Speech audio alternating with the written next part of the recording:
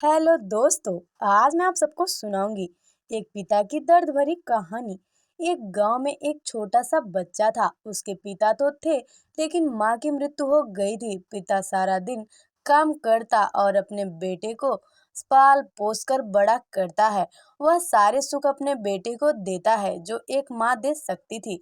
उस पिता ने कभी कुछ नहीं मांगा, सिर्फ इतना ही मांगा कि मेरे बेटे को कोई परेशानी ना हो। दिन बीतते गए, बेटा पढ़ लिख कर एक अच्छा जॉब भी करने लगता है और वह शहर में रहने लगता है। कुछ दिन बाद वह अपने पिता से मिलने आता है और कहता है, पापा मुझे कुछ पैसों की जरूरत है। मैं चाहता हूँ कि शहर में ही जमीन लेकर अपना घर बना लूं।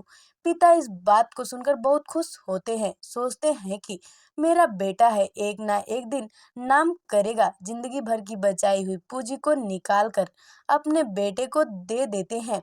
बेटा शहर चला जाता है और उन पैसों से अपना घर बना लेता है।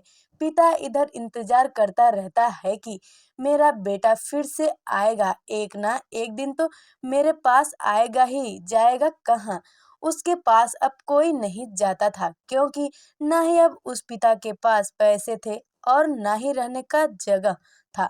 कुछ दिन बाद बेटा फिर लौटकर आता है और अपने पिता से कहता है, पापा अब आप दादाजी बनने वाले हैं। पिता को बहुत खुशी होती है।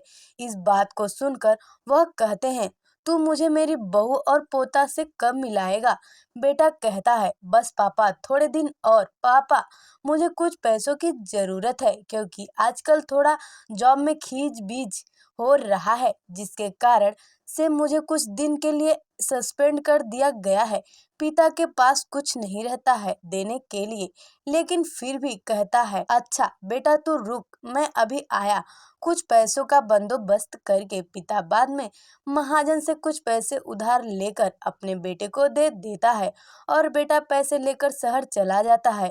एक वर्ष गुजर जाते हैं। पिता सोचते हैं कि मैं तो अब दादाजी बन गया हूँगा, मेरा बेटा पता नहीं मेरे नाती को लेकर कब आएगा। फिर सोचने लगते हैं, समय नहीं मिलता होगा इसलिए मेरा बेटा अभी तक नहीं आया, वरना आया जरूर होता। तब तक महाजन दो तीन आदमी को लेकर उस पिता के घर पर आता है और कहता है कि आपके वादे के मुताबिक मैं पूरे 3 महीने बाद आया हूँ अपने पैसे ले जाने। पिता कहते हैं, मेरे पास पैसे नहीं है देने के लिए। महाजन कहता है, जब पैसे देने के लिए नहीं थे तो आपने मुझसे उधार क्यों लिया?